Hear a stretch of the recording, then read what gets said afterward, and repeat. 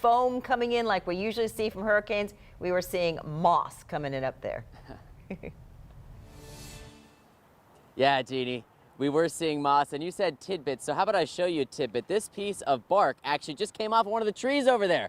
I was watching it as it just kind of, you know that little paper airplane from Forrest Gump? It almost was like that, just all the way over here. That shows how gusty some of the winds are out here still. I tell you what, we have a little bit of a break from the rain, which during hurricane coverage, we love any minute that we can take where it's not raining. And what I want to show you is because Tim was talking about the bands coming through, why don't we show you the clouds? We can never show the clouds because there's always so much rain, we get it all over the lens. So look at those clouds.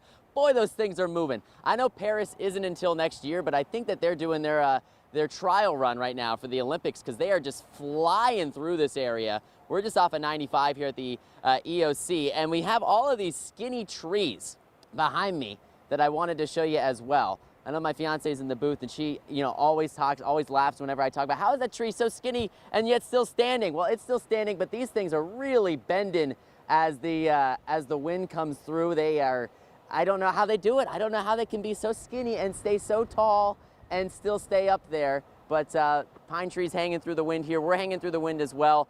I've had a couple of those almost like a little step ball chain where I have been standing a little too close together and a little gust will get me. But that's why we're getting a little bit of wider base here, really trying to cement it down. And I wanted to mention that we were talking with one of the emergency management folks who was stepping out here, who mentioned that earlier today when he came in this morning, this was all, it's wet now, but it was all like submerged. Really just saturated was the word that he used. So seems like it's dried out a little bit here over at the EOC. We are pretty far from the water here, but we wanted to check in with them to see. They mentioned that everything's been clear and good for now.